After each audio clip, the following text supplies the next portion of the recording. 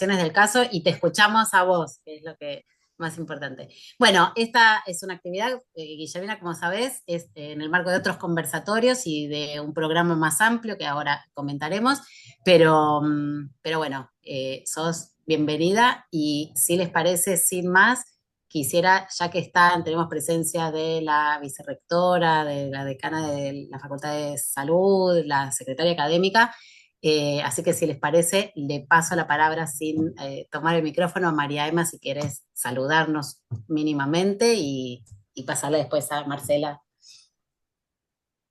Bueno, buenas tardes para todos y para todas. Simplemente darle la bienvenida a Guillermina y a quienes nos acompañan en este Zoom, y agradecerle a ella, tal cual lo había en forma informal, habías dicho, Vero, de la importancia de incorporar nuevos saberes desde distintas perspectivas, atravesados por la inteligencia artificial que siempre nos pone en tensión y nos desafía, a nuevos aprendizajes, a nuevas formas de aprender y obviamente de enseñar. Pero para mí el gran desafío está ahí.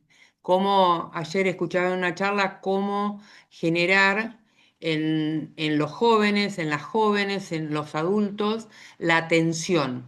Porque hoy la atención es diversificada y express, ¿no? En 15 segundos tenemos que estar así como resolviendo la cosa y bueno, se complejiza. Así que bueno, bienvenida y a transitar esto y muchos éxitos. Gracias, Guille.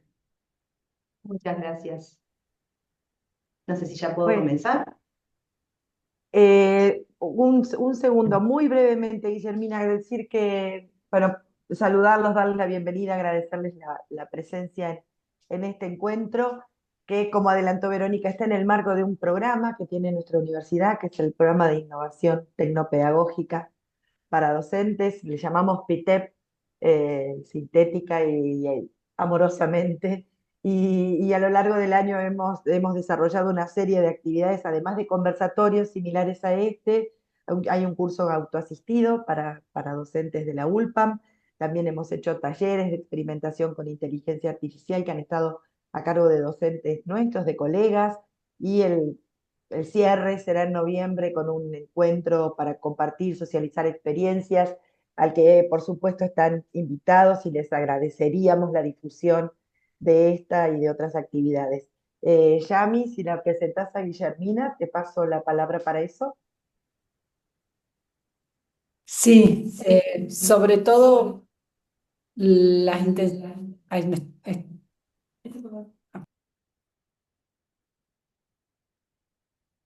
Estamos en la misma oficina con Guillermina y entonces teníamos alguna cuestión con el acople.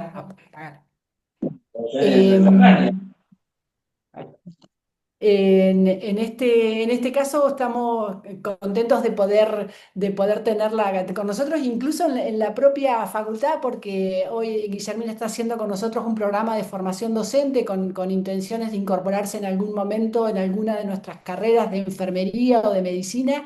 Y está buenísimo que sea con esta mirada de la tecnología, de la innovación. Guillermina viene trabajando en General Pico, donde vive, y trabaja en lo que es consejería genética en síndromes de cáncer hereditario, en la implementación de telemedicina y salud digital, en la aplicación de IA en lo que es oncología y asesoramiento genético. Ha estado también liderando y armando lo que son proyectos de información de equipos de salud, análisis de datos, tecnología en salud, todo lo que está bien, todo lo que nos gusta en salud, más allá del desarrollo, por supuesto, de las habilidades específicas que tienen que tener nuestros profesionales, pero en estos tiempos, tener la herramienta, tener el acompañamiento de la tecnología es fundamental. Entonces, por eso estamos contentos de que este espacio se haya generado y agradecemos al programa que nos permite visibilizarlo. Así que bueno, esto va a quedar después disponible también para la visualización posterior.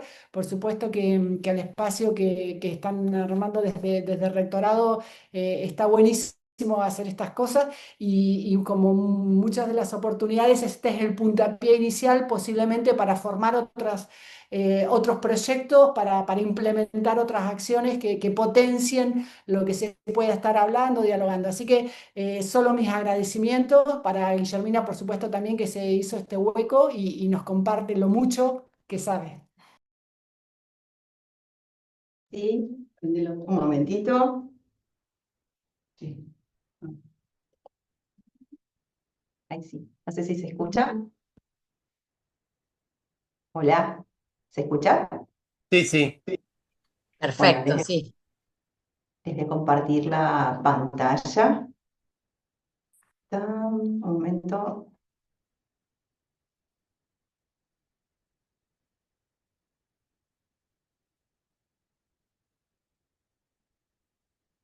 ¿Se ve bien? Sí. Sí. Bueno, Sí. antes que nada quería agradecer a la Facultad de Ciencias de la Salud y a la Universidad Nacional de La Pampa, y en especial a la Coordinación del Área de Educación a Distancia por haberme llamado para participar de este ciclo de charlas sobre inteligencia artificial. Para mí es un honor poder charlar con ustedes un tema que es tan importante y que está cambiando cómo nosotros pensamos y vivimos la medicina, que es la inteligencia artificial en salud. La idea de esta charla es poder ir recorriendo juntos un camino, desde una mirada global sobre cómo se están implementando la inteligencia artificial en diferentes contextos, después pasar por aprendizajes desde Taiwán, hacer una reflexión sobre cuáles son las oportunidades y las dificultades que tenemos en nuestro país, y por último, ver un ejemplo concreto sobre cómo estamos incorporando la inteligencia artificial, pero en nuestro territorio. Ahora bien, para poder saber cuál es el real potencial, el verdadero potencial de la inteligencia artificial, es necesario que vayamos más allá de nuestras fronteras. En el último tiempo, muchos países han tratado de innovar y de incorporar la inteligencia artificial dentro de sus sistemas de salud. Y no es con uno o dos proyectos, sino es dentro de una estructura de políticas públicas. Ahora bien, la mayoría de los sistemas de salud más avanzados han incorporado la inteligencia artificial, pero con tres roles importantes. El primero, que es el soporte clínico y la toma de decisiones. ¿A qué me refiero con esto? Han producido algoritmos predictivos para poder detectar riesgos y poder priorizar pacientes. Y así, obviamente, sugerir conductas de prevención, de diagnóstico y de terapéuticas que están aplicadas a ese paciente y no a la generalidad de la población. Por otro lado, es la optimización de los procesos sanitarios. ¿Cómo? Muchas veces las tareas son repetitivas y también la tarea repetitiva favorece a que haya errores. Entonces, una de las ideas fue justamente esta automatización de tareas. Por ejemplo, si a un paciente uno le dice, bueno, nos vemos en un año, el paciente lo más probable es de que no concurra al año, sino que concurra al año, año y medio. Entonces, la IA directamente le envía un mensaje o de texto o mail recordándole que se había quedado, hace un año se había fijado una consulta para ese día. Por otro lado, tenemos la gestión del flujo hospitalario, pero no solamente intrahospitalario, sino extrahospitalario, haciendo de que el paciente concurra mucho más fácilmente a la consulta. Por ejemplo, en algunos lugares, cuando el paciente llega al hospital, le refiere síntomas a un robot, y el robot puede valorar y llevarlo hasta el servicio al cual tiene que ir. Y de esa forma se evita la pérdida de tiempos, el buen flujo de pacientes dentro de los hospitales. También la priorización de emergencias. A ver, siempre uno escucha, no sé si les ha sucedido, pero uno escucha, llamamos a emergencias y no vinieron después de 30 minutos. Bueno, hay un montón de situaciones problemáticas que hacen de que eso suceda. Entonces, lo que ellos hacen es, hay algunos lugares que antes de los 6 minutos ya la ambulancia está en el lugar y puede llevar a la persona para ser atendida al hospital lo antes posible. Pero no solamente hablamos de la parte digamos, de la ambulancia, sino también que todo un sistema de catástrofes que está organizado con la IA. También tenemos otro ítem que es la reducción de tiempos administrativos. ¿Cuánto se tarda en la parte administrativa? No solamente por el tema digamos, de las tareas repetitivas, sino que también el papel, escribirlo, al estar todo sistematizado, es mucho más ágil. Y por último, bueno, es algo que me compete muchísimo a mí, que es la medicina personalizada. ¿Cómo integrar datos clínicos, genómicos o de imágenes para poder definir estrategias? Como les había dicho antes, no solamente de diagnóstico y de tratamiento, sino también de poder adaptar una forma de control o de prevención que sea específica para cada paciente. Estos avances en tecnología no son suficientes. Se necesita una estructura que sea bastante robusta para generar interoperabilidad de datos. ¿A qué me refiero con esto? Por ejemplo, imaginemos que yo tuve un problema de salud y me solicitaron una imagen que la hice en un nosocomio privado. Pero después decidí ir a atenderme al hospital público, al Favaloro, al Molas, al Gobernador Centeno. Entonces, los médicos de esos lugares no tienen acceso a esas imágenes que yo hice en otro lugar. Entonces, muchas veces hay que repetirlas. De esta forma, con la interoperabilidad, si existiera la interoperabilidad de datos, en cualquier lugar de Argentina se podría atender a la persona sin necesidad de ir ingresando a diferentes portales y tener la información y que fluya mucho más la consulta. Además, por ejemplo, en oncología, que nosotros tenemos que comparar imágenes, cuando son de diferentes lugares, muchas veces se niegan a hacer la comparación. En cambio, de esta forma no habría ningún problema. La capacitación continua de los equipos de salud es imprescindible. Tenemos que saber cómo manejar estos sistemas. Y no es lo mismo preguntar a ChatGPT, tengo un pacientito que tiene tos, ¿cómo nos va a responder? Uy, lo siento mucho, lamento que tenga tos. No, yo no necesito esa respuesta. Yo necesito una respuesta que sea adaptada, digamos, a mi rol. Algo imprescindible. No se puede tener confianza en un sistema si no hay una gobernanza ética, que ya lo vamos a charlar un poquito más adelante. Y por último, los modelos de innovación colaborativa. En junio de este año participé del Workshop Internacional sobre Inteligencia Artificial y Salud Inteligente que se desarrolló en Taiwán, en las ciudades de Taipei y Taichung. Pero antes de hablar sobre eso, es importante poder ver esta diapo, que este año se presentó en CEO World un listado de cuáles son los países con los mejores sistemas de salud. Y obviamente Taiwán está liderando esta lista. Pero fíjense, los primeros 10 puestos, 10 lugares, uno esperaría que esté Estados Unidos y sin embargo no está. Y una de las cuestiones es de que Taiwán tiene un sistema mixto de salud. Eso es algo muy importante. A pesar de eso, hay otro listado, que son los hospitales inteligentes más importantes a nivel mundial. Y el hospital de veteranos de Taichung se encuentra en el puesto 85. Uno dice, che, bueno, en el puesto 85, los primeros 10 lugares son de hospitales de Estados Unidos. Pero fíjense que desde el 2023 viene escalando lugares. Estaba en el puesto 254 y ahora en el puesto 85. Y para ellos eso es importantísimo. Ahora bien, la innovación que se encuentra en el ecosistema en Taiwán tiene una estructura y una interconectividad. Lo más importante que he visto cuando fui fue que el sistema de salud tiene como obligatoria una historia clínica electrónica que es interoperable. Entonces, lo que les decía anteriormente, los pacientes en Taiwán están acostumbrados a que consultan primero en un hospital, consultan en otro, pero siempre la información sigue estando, no se pierde.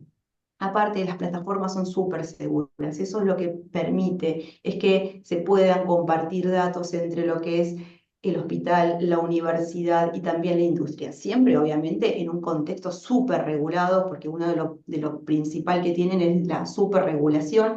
Una de las charlas que nos habían dado era sobre una investigadora en oncología que nos iba comentando, bueno, siempre está todo anonimizado, o sea que no es que uno va a poder determinar con tal información cuál era el paciente, pero es muy difícil poder acceder a la información, pero cuando se accede, porque se han presentado ciertos formularios, uno la tiene para poder ir desarrollando más tecnología y más conocimiento, pero al mismo tiempo hay un control muy estricto para que esa información digamos, vaya a donde tiene que ir.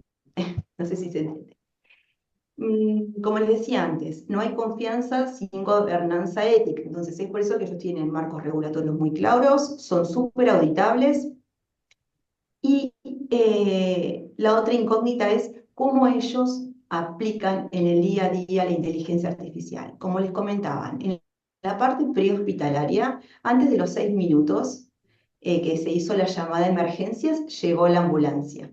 Tienen sistemas que cuando se toman los signos vitales, como está todo hay interoperabilidad, entonces esos datos van directamente a la historia clínica. Entonces, no solamente lo tiene el paramédico en la ambulancia, sino que ya lo están recibiendo en el hospital más cercano. El hospital más cercano tiene un centro de sistemas muy importante en donde van viendo el recorrido que está haciendo la ambulancia hasta llegar al hospital y pueden determinar cuál es el tiempo entre el recorrido de la ambulancia y la llegada. Por lo tanto, el equipo que va a recibir al paciente puede estar preparado. Por otro lado, en relación a, por ejemplo, cuáles son los signos vitales, el electrocardiograma que ya está informado, se pueden realizar imágenes dentro de la ambulancia, se va ideando un sistema de triage y va diciendo cómo es el estado clínico del paciente. Por lo tanto, cuando llega, puede ir directamente al lugar que corresponde.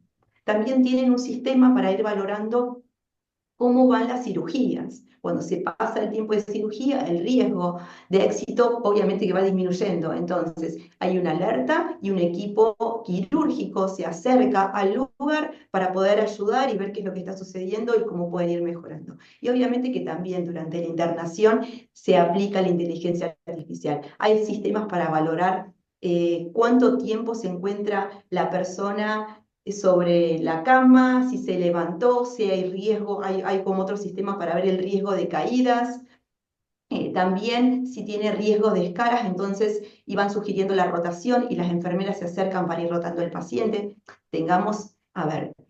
Pensemos de que es una sociedad en donde tienen un hijo por familia, entonces es bastante longeva y la parte del cuidado se dificulta. Entonces, por eso que han diseñado muchos sistemas como para poder colaborar y evitar las escalas. También tienen sistemas de control domiciliario. El tiempo medio de internación es de 3 días. Cuando yo lo escuché no lo podía creer, es tan poco, pero bueno, tienen un sistema, por ejemplo, de control de arritmias, en donde todavía es un proyecto, ¿no? Había 6 pacientes que estaban controlados y monitoreados constantemente, y en los visores nosotros íbamos viendo la frecuencia cardíaca, y cuando entraba en fibrilación auricular, obviamente que se enviaba un mensaje al paciente y también al cardiólogo para ser referido el paciente al centro de mayor complejidad. Son algunos ejemplos. Y por supuesto es importantísimo el reembolso de tecnologías digitales. ¿Por qué?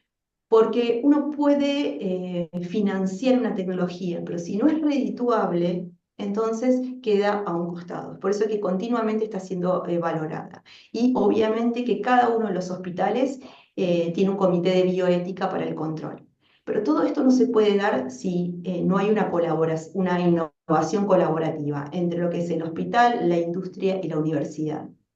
Las personas que trabajan en el hospital día a día conocen cuáles son las problemáticas, pero no les pueden dar solución tecnológica porque no tienen el conocimiento. Es por eso que es imprescindible esta colaboración.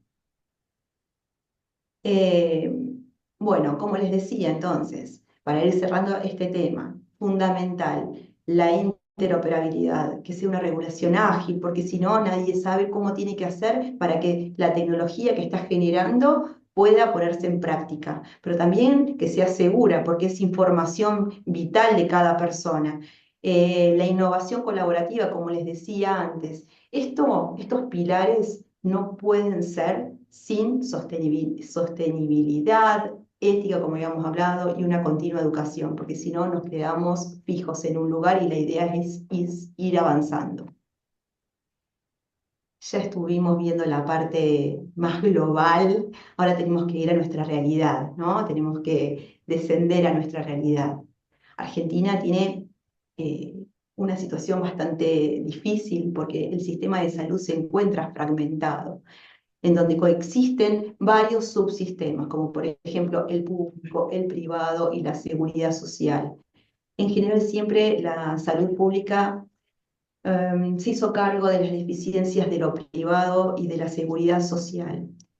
Esto no puede ser si no hay una interoperabilidad como corresponde. Hubo intentos a nivel nacional de generar una historia clínica electrónica, no pudo ser. También hay intentos en nuestra provincia, hay un sistema de historia clínica electrónica, pero solamente para lo público. Lo ideal sería que sea tanto público, privado y seguridad social. Imagínense la cantidad de datos que se podrían utilizar para poder conocer cuál es nuestra situación general y no solamente de un sector. Pero tenemos un problema muy importante, que es la regulación en Argentina. Nosotros en realidad no tenemos una reglamentación concreta para inteligencia artificial en salud, sino que nos regimos por normas generales, por la ley de protección de datos. Creo que alguien tiene el micrófono abierto. Tenemos entonces la ley de protección de datos, que hay como un pequeño apartado. Nos regimos por la legislación sanitaria y también por los principios bioéticos. Pero a ver, si no tenemos lineamientos claros, ¿cómo validar la inteligencia artificial, o sea, la tecnología? ¿De quién es el responsable? Porque convengamos que, a ver, utilizo la inteligencia artificial, pero si es cerrada, yo tomo conductas médicas que no son las que corresponden y eso sí va a tener un impacto en la salud de la persona. Entonces, ¿quién es el responsable? Porque cuando las cosas salen bien, genial. Cuando las cosas salen mal, me gustaría saber quién es el responsable si no hay una reglamentación que nos vaya orientando. Y obviamente la evaluación del impacto, no se evalúa el impacto porque no tenemos cómo reglamentar, no tenemos legislación. Y por último, los procesos de aprobación. Tampoco hay procesos o lineamientos que nos digan cuándo se tiene que aprobar una tecnología con IA. Es importantísimo el principio ético, como había dicho antes. Uno no puede tener confianza si no sabe quién está observando, digamos, o cuidando de esto. Ahora bien, hay principios básicos que tenemos bioéticos, obviamente, que tienen que estar presentes, que es la transparencia, que es la supervisión humana, que es la equidad, la autonomía del paciente y la protección de datos. Y vamos por atrás. Ahora bien, ya hablamos sobre cuál es la situación actual en Argentina, pero también tenemos oportunidades. Tenemos las universidades públicas que tienen muchísima capacidad técnica, que como esta charla se están esforzando para que esta información vaya al resto de los docentes, de los alumnos, y no solamente con este tipo de charlas de inteligencia artificial, sino que se está tratando de influir en los alumnos para que trabajen en equipo, para que puedan generar grupos y que esa innovación grupal entre la universidad, el hospital y las empresas se pueda dar. También tenemos innovaciones locales y proyectos pilotos. Una dificultad es de que muchas veces no pueden seguir más allá de un proyecto piloto porque, bueno, cambian las políticas o porque no hay presupuesto. Pero bueno, creo que siempre hay que seguir adelante, ¿no? Ahora bien, la integración de la inteligencia artificial en el sistema de salud no se da por inercia. Necesitamos sí o sí una planificación estratégica. Necesitamos alianzas multisectoriales, como estábamos diciendo anteriormente. Y por supuesto una visión territorial y no una visión del hoy, sino del hoy y del futuro. ¿Para qué? Para poder adaptar las soluciones globales que estuvimos charlando anteriormente, pero a contextos reales, locales. Y bueno, como como no podía ser de otra forma, vamos a hablar de nuestra provincia con un caso práctico.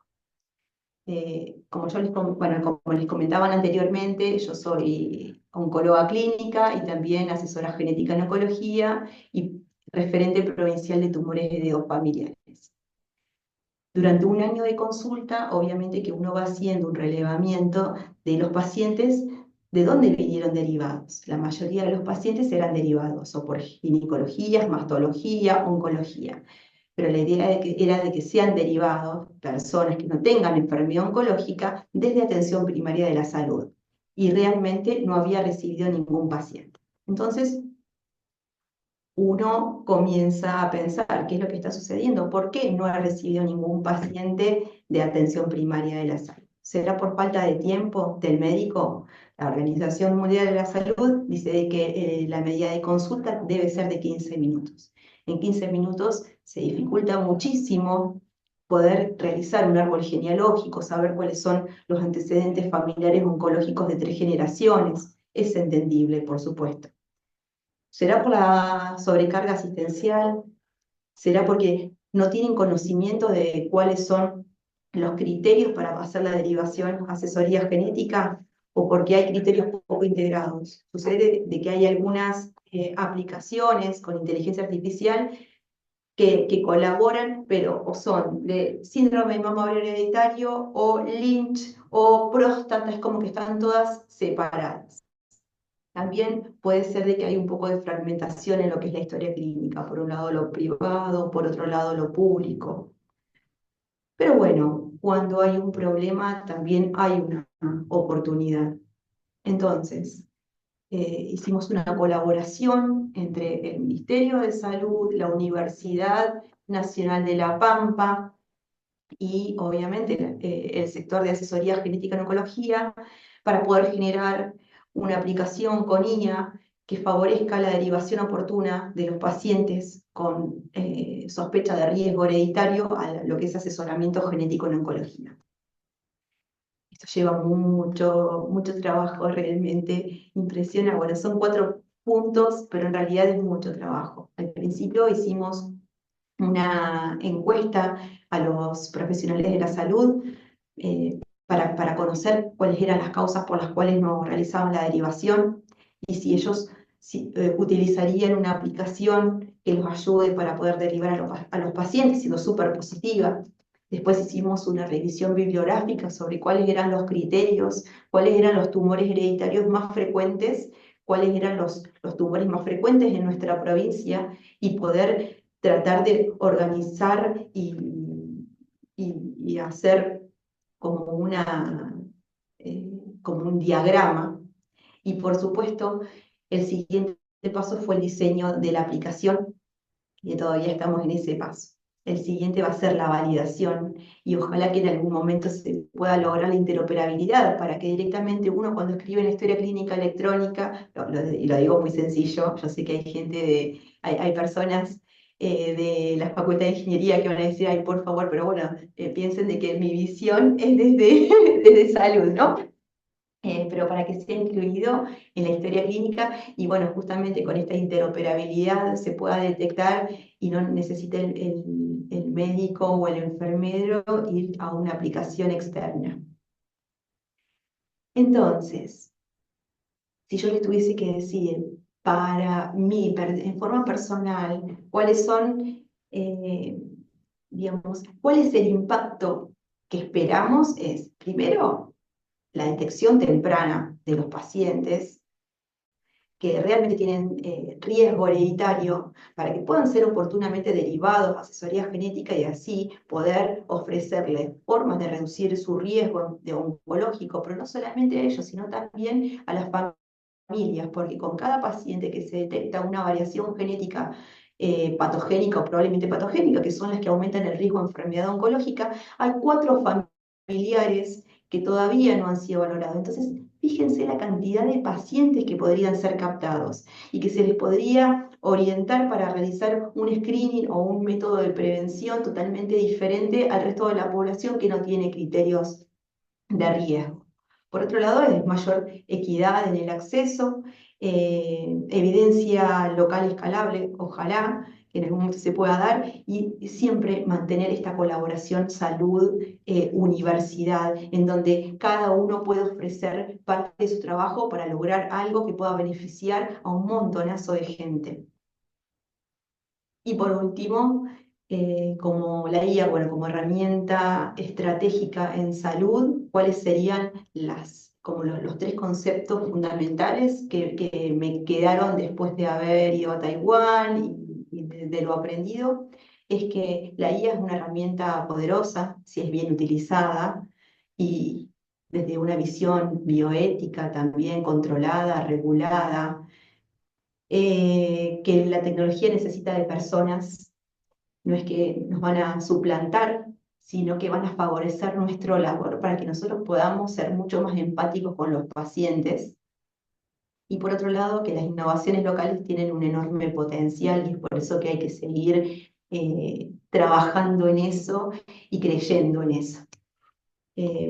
Bueno, como un último mensaje, cada innovación comienza con una visión compartida, nadie puede trabajar solo y bueno, es por eso que les agradezco que hayan estado acá en esta charla, espero que les haya gustado y me encantaría saber cuáles son sus opiniones, si tienen preguntas y bueno, no sé si quieren abrir los micrófonos y hacer las preguntas o si hay algún chat.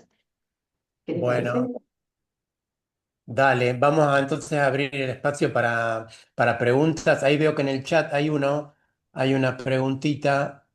A ver si lo puedo poner un poco más grande. Ahí alguien pregunta si el cáncer de útero y de mamas es hereditario. No sé si esto, supongo que podés tener una respuesta sobre eso. Bueno, antes que nada es importante explicar esta partecita. Cuando uno habla de cáncer, habla más de 300 enfermedades que son totalmente diferentes unas con otras, pero se los nuclea con este nombre porque son enfermedades genéticas o epigenéticas, que hacen que las células se dividan en forma descontrolada, que adquieran la capacidad para invadir otros tejidos, para dar metástasis. Ahora bien, cuando nosotros vemos cuál es la causa, a ver, hay una clasificación antigua, pero ¿por qué la nombro si es antigua? Es porque es un poco más sencillo de poder ir acercándonos al conocimiento actual. Lo más frecuente, el 80% de los pacientes que tienen enfermedad oncológica son esporádicos. Esa alteración genética se generó seguramente por factores ambientales, por el estilo de vida o también por el azar. Hay un 10% de las personas, entre el 5 y el 10%, que son tumores hereditarios, que reciben una variación genética en el ADN que aumenta el riesgo de enfermedad oncológica. La pregunta era si el cáncer uterino, el cáncer de útero y ¿qué otro más? No me acuerdo cuál era, Y de perdón. mamas es No alcanzo a hereditario. anotar. Te preguntaban si era hereditario. Entonces, ¿es genético o epigenético? Sí. Hereditario, hasta el momento el porcentaje es del 10%.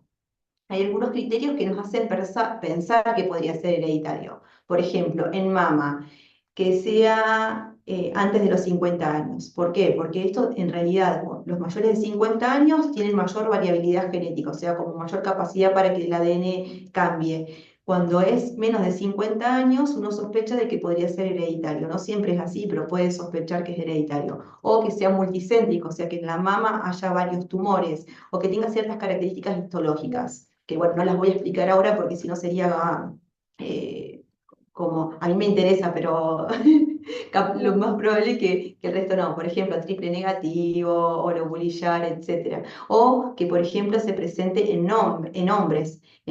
No es algo tan frecuente, solo el 1% se presenta en hombres. O que tengan una ascendencia judío-ashkenazi. O antecedentes, o que no tengan enfermedad oncológica, pero que sí tengan muchos antecedentes familiares de cáncer de mama o de cáncer de próstata bastante agresivo, a edades tempranas, cáncer de páncreas, etc. Y con respecto a los tumores uterinos, también hay un gran porcentaje que pueden ser genéticos. Se lo relaciona con otro tipo de síndromes hereditarios, como por ejemplo, nombro uno, el síndrome de Lynch, que en las mujeres se puede presentar como cáncer de colon o cáncer de endometrio, y que también tiene ciertas características.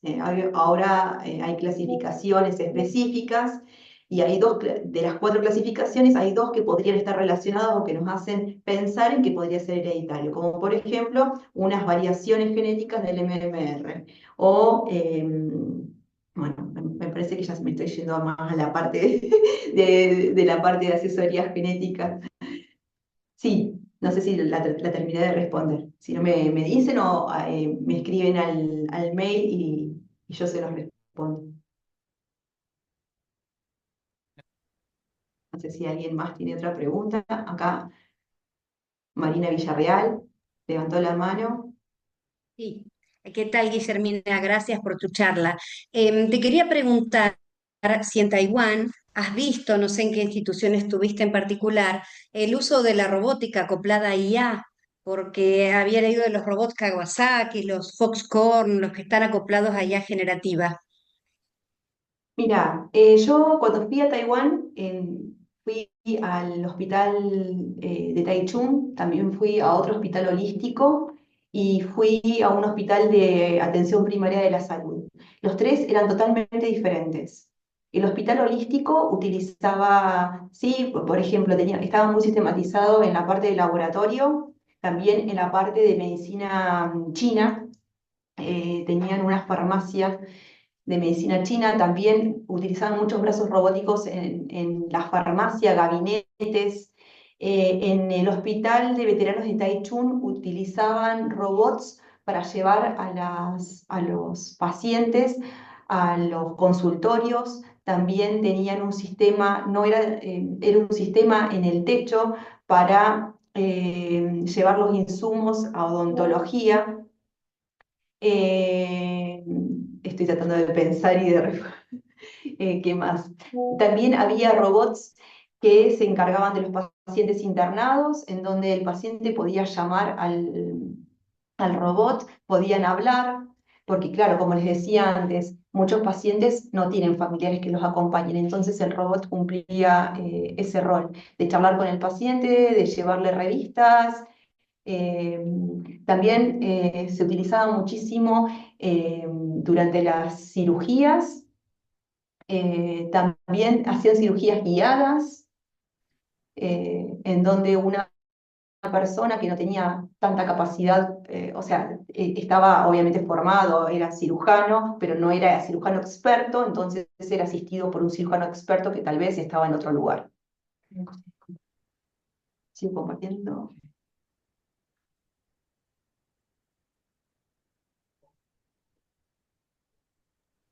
Pero uno. Sí. Tenían algunas dificultades de movilización por los sensores. Había que darles bastante lugar, pero impresionante. Estoy buscando Zoom, no alcanzó. ¿Alguien más? ¿Alguna otra pregunta? ¿Alguna otra consulta? ¿Algún otro comentario? Bueno, si nadie quiere, yo quiero. Guillermina, ¿alguno de los sistemas que crean de IA para esas actividades que contaste, están patentados y son comprables? ¿O los ves muy Sí. distintos para nuestro país? No, sí, están patentados, son comprables. Es más, hay varias, nosotros fuimos a una de las empresas que generan, por ejemplo, los gabinetes para farmacia, que generan los brazos robóticos. Hay unos sets, por ejemplo, para sectores rurales que es impresionante, realmente quedé maravillada y el valor tampoco era tan, tan loco, ¿no? Es como si fuese un maletín gigante en donde se puede realizar electrocardiograma, radiografía, un laboratorio básico, tenían para hacer, bueno, todos los signos vitales. Entonces, por ejemplo, supongamos de que estamos en Speluzzi y no hay médico. Entonces, lo que se hace es, está la enfermera con el paciente y un visor. Y en los hospitales centrales hay un lugar en donde están los especialistas y tienen la teleconsulta con el especialista, pero al mismo tiempo va diciendo, por ejemplo, el neumonólogo, a ver, haces la radiografía. Le hacen la radiografía, al instante se ve la placa, dice, no, fíjate, hace tal cosa. El laboratorio no me gustó, listo. Tratan de resolverlo en el momento y si no se hace el sistema, y si no se hace la derivación al centro de mayor complejidad.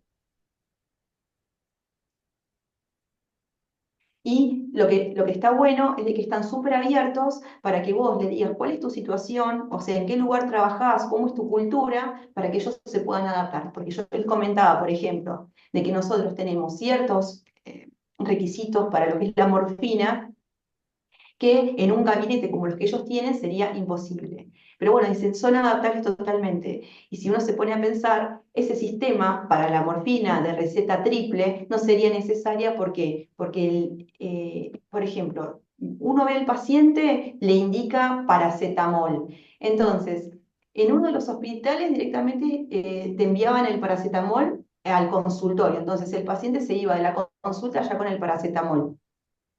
Y en otros no era así, tenían que ir a la farmacia, pero había gabinetes que solamente se abrían cuando se escaneaba la tarjeta del paciente y la tarjeta de un encargado. Y además tienen un sistema que te va diciendo, por ejemplo, cuánta es la cantidad de medicamentos que hay, cuál es la fecha de vencimiento. Entonces, si se está por vencer alguno, es como que se reorganizan para que sea el primero que sea utilizado y que no se venza ningún medicamento. O sea que eso es genial, porque a los humanos muchas veces se nos pasa eso de los vencimientos. Y es lamentable que se pierda medicación.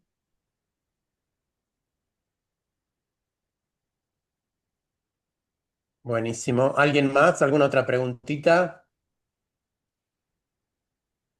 Yo aprovecho, si hasta que no aparezca otra pregunta, aprovecho y te hago una pregunta yo, un comentario. Que esto que hablas de la interoperabilidad me parece súper valioso.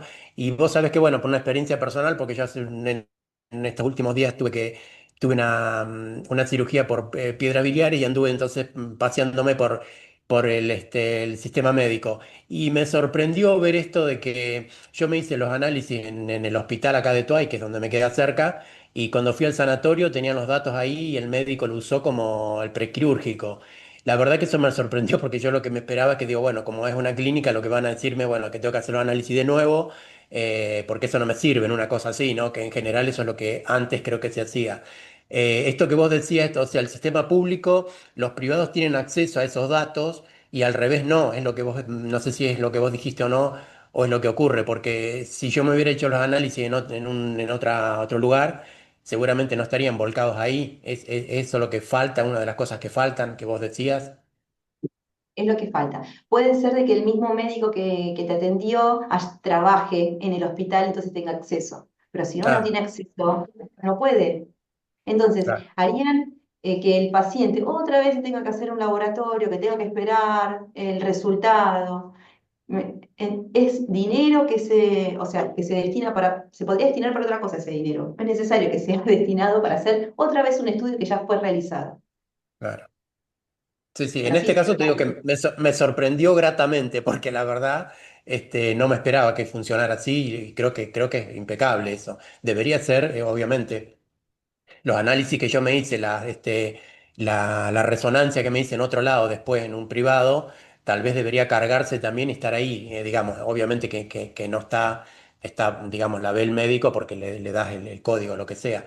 Que eso también es un detalle que vi, que ahora en los sistemas acá, en los lugares donde hay diagnóstico de imágenes, ya te avisan de que tienen cosas que hacen con inteligencia artificial. Eso también me pareció interesante, ¿no? Que ya lo están sí. aplicando.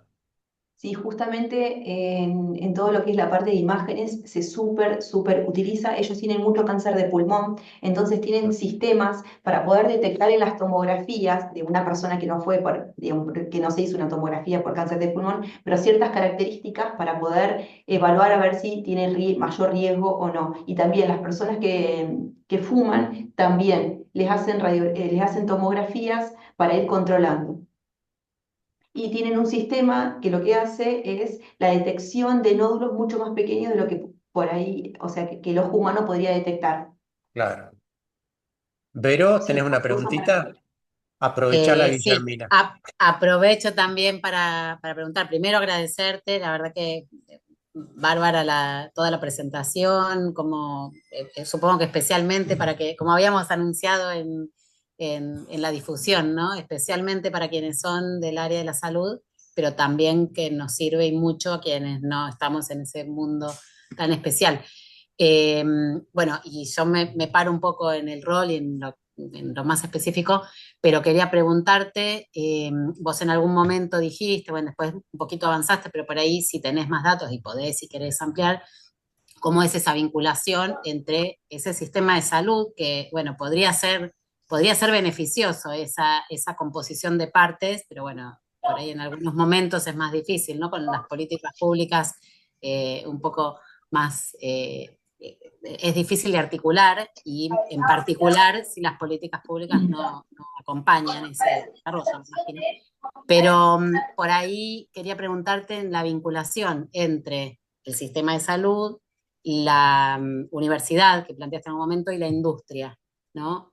Si sabes cómo se da en los otros, bueno, en Taiwán en particular o en lo que hayas podido reconocer del mundo y cómo lo ves en Argentina barra en la provincia de La Pampa, ¿no? Como, nada, si querés agregar algo más de eso, que me parece súper interesante pensando desde la universidad, ¿no?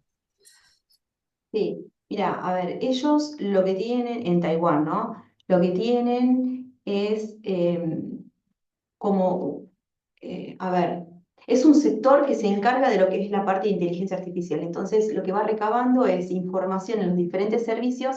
Bueno, perdón, antes que nada, cada servicio tiene un proyecto, pero a largo plazo, por ejemplo, de 3 años, de ir avanzando, o sea, de innovación. Y sí o sí están obligados a cumplir. ¿Por qué? Porque el sistema de salud, al ser mixto, me refiero a que es en realidad privado, o sea que los hospitales son todos privados, pero la persona que no puede acceder, que no puede pagar, entonces el gobierno se encarga de pagar. Entonces, ¿qué es lo que hacen? Están continuamente, los hospitales, los hospitales están continuamente tratando de ser los mejores. Y es por eso que se centran tanto en la innovación. Tienen grupos de bioética para hacer los controles de la tecnología. También la tienen aplicada para la parte universitaria. Por ejemplo, hay centros en donde tenés el quirófano y tenés un quirófano al lado que es igual, pero que no es utilizado como quirófano en sí, sino que es utilizado para práctica. O sea, es igual, lo mismo tienen. Después utilizan IA para poder hacer, eh, por ejemplo, eh, algunas actividades invasivas en el paciente. Después tienen para hacer ecografías. Bueno, hay un montón de cosas que tienen. Cada uno de los servicios con este proyecto, o sea, estos proyectos se basan en problemáticas que tienen, entonces tienen que ir desarrollándolas y después hay un grupo de soporte técnico que los va asistiendo y muchas veces se relacionan con diferentes empresas para ir satisfaciendo esas necesidades que tienen. Pero es continuo, o sea, ellos tienen reuniones continuamente para ir desarrollándose. Eso sí, son súper estrictos, realmente son muy estrictos. Y si ellos dicen a 3 años vamos a lograr estar acá, a los 3 años tienen que estar acá, porque si no, ese servicio que no cumplió con los tiempos, con las pautas, con los objetivos, tiene una infracción. Y no creo que sea tan bondadosa la infracción. Y a pesar de la IA, yo los veía súper cansados a los médicos. El flujo de pacientes era impresionante. Mm. Entonces, y después, ¿cómo lo veo acá en La Pampa? Yo creo, bueno, desde el Ministerio de Salud hay un grupo de innovación que están trabajando. En un momento se trató de que la historia clínica electrónica sea tanto para el sector público como privado. No les puedo decir qué sucedió con respecto a eso, no lo veo en el privado, pero no sé qué sucedió entre medio, pero la idea está y la idea de ir evolucionando, de mejorar lo que es la telemedicina está, de poder acercar a las personas que viven en centros mucho más lejanos a los centros de segundo o tercer nivel está. Eh, es lo que les puedo decir. ¿Cómo trabajamos? Tratamos de acercarnos entre la universidad y salud pública para poder generar eh, trabajos que, que sean redituables para la sociedad y la población y poder ir resolviendo situaciones que de otra forma no lo podríamos hacer. Porque yo puedo dar una clase o yo puedo dar un taller a los médicos, pero hay cosas que van cambiando. Los criterios, por ejemplo, de oncología o de asesoría genética van cambiando.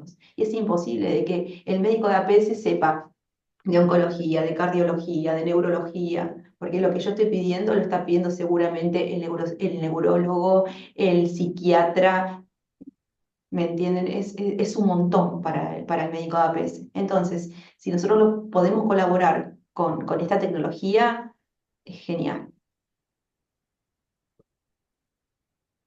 Excelente. Bueno, sí, yo supongo que es de esperar con la Facultad de Ciencias Médicas, que es la más nuevita de la universidad, van a haber seguramente progresos en esas áreas. Estoy casi convencido de que va a ocurrir. Así que bueno, eso va a estar genial. No sé si hay alguien más. Ahí te veo, María Esther. María Esther, ¿no tenés una pregunta? Y si no, vamos cerrando. Guillermina, desde ya que te agradecemos muchísimo, y a Yamila y a Ariadna en particular, y bueno, y a Mariema al final que colaboró en la conexión. Le agradecemos muchísimo porque estuvo muy buena tu charla, Guillermina, la verdad que muy bien preparada y Perdón. accesible creo que para el resto de la gente. Sí, María Esther. Perdón, ¿qué tal, Pedro? ¿Qué tal todos?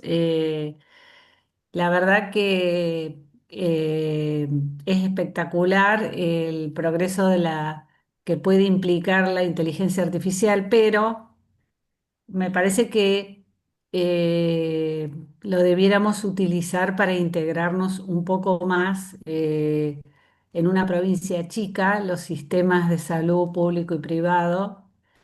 Yo da la paradoja que estoy jubilada en el público y estoy trabajando en el privado y no tengo acceso a la historia clínica por una cuestión burocrática para que me incorporen para acceder a la historia clínica pública. No he podido lograrlo todavía. Y bueno, es hermosa la inteligencia, pero si no nos comunicamos en salud entre nosotros, no la vamos a poder optimizar y utilizar, ¿no?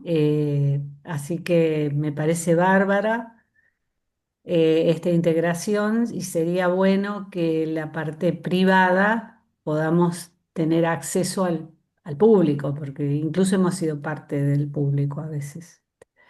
Eso es lo que yo veo más difícil. El resto, bueno, se aprende, pero la cuestión es la articulación intersectorial, me parece que es básica.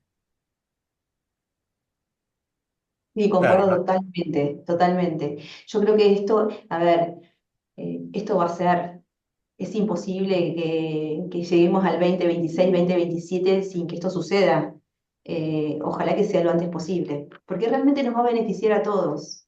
La Sí. consulta va a ser mucho más sencilla, si no es imposible. Y además también va a permitir la fluidez entre colegas y le vamos a poder ofrecer mejores terapéuticas a los pacientes, mayor entendimiento, menor cantidad de doble discurso, porque muchas veces no comprendemos y se dan dobles discursos y eso lo que hace es generar una brecha entre el médico y el paciente y es algo que no queremos porque también interfiere en la adherencia a tratamientos, un montón de cosas. Así que sí, considero que esto va a suceder, ojalá que sea lo antes posible y que nos va a favorecer a todos.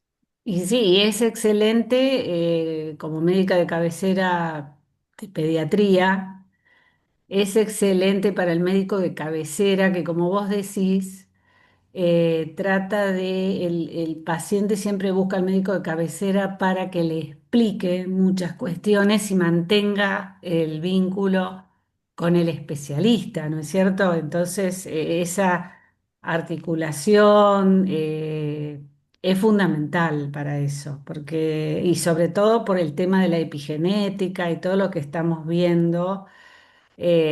Con mis años ya he visto, he ido cambiando continuamente. El tema de la genética es apasionante, cómo el ambiente influye en nuestro código genético, ¿no? Y cómo a futuro habrá que ver cómo incide en la herencia, ¿no? Porque eso está por verse, todos estos cambios que se producen a nivel genético, hasta qué punto, yo digo que los chicos nacen con el meñique ya así, o sea, cómo hemos ido cambiando nuestra fisonomía, todo yo lo veo en los bebés, cómo son diferentes en su actitud, en su mirada y eso es una impronta genética. Así que muy linda la charla y bueno, yo estoy ahí, querer seguir aprendiendo la aplicación del IA y ver en algún momento esa integración, esa interoperatividad de la que vos hablaste, que me parece que es la llave de todo. Ojalá se dé, Ojalá, ojalá que sí. ojalá. Muchas gracias. Gracias a vos. Bueno, no sé, Vero, si vos querés decir alguna cosita más, pero No, yo eso, una vez más agradecer, me parece que estas charlas, estos diálogos, esta posibilidad de encontrarnos, de escucharnos, de saber lo que está pasando, de poder pensarlo en relación con la universidad y con la formación, me parece que no tenemos que dejar de hacerlo, así que más allá de estos conversatorios que terminan por este año, pero la idea es seguir haciendo y nada, nos nutre muchísimo poder ver eso, ¿no? Esa mirada de qué está pasando en otras áreas, qué está pasando en otros países que nos trajo Guillermina, por suerte, qué está pasando con nosotros en nuestras aulas, qué está pasando con nuestros estudiantes, con nuestras estudiantes. Bueno, ahí María agregó los nacimientos y estos cambios que se van produciendo, eh, nada, que también me dejó pensando. Eh, nada, es realmente un placer poder escuchar en estos términos, ¿no? De bueno, ¿qué está pasando? Y Guillermina lo trajiste, nada, maravilloso lo que nos llevamos hoy, así que muchas gracias. Bueno, muchas gracias a ustedes y también las preguntas y todos los aportes que han hecho, que son fabulosos, fenomenales, y que también a uno lo dejan pensando, ¿no? ¿Qué es lo que viene? sí. Gracias, gracias Yamila, Ariadna, que también estuvo atrás de eso, bueno, y a María Emma, que hizo el nexo ahí también, como decía Pedro antes. Bueno, y entonces cerramos por hoy. Ya, bueno, ya algo las invitó, Marcela ya los invitó. Tenemos en breve las jornadas de cierre de este año, así que igual ya les va a llegar la información más detallada, pero bueno, en eso estamos. Todavía nos quedan un par de eventos para antes de cerrar el año. Y bueno, y estas charlas, este ciclo, seguramente el año que viene se continuarán con ya, bueno, algunas cosas ya tenemos en agenda también, así que la idea es darle continuidad. Bueno, muchas gracias a todos y todas entonces por participar hoy y bueno, que tengan un buen fin de semana y no se olviden de ir a votar.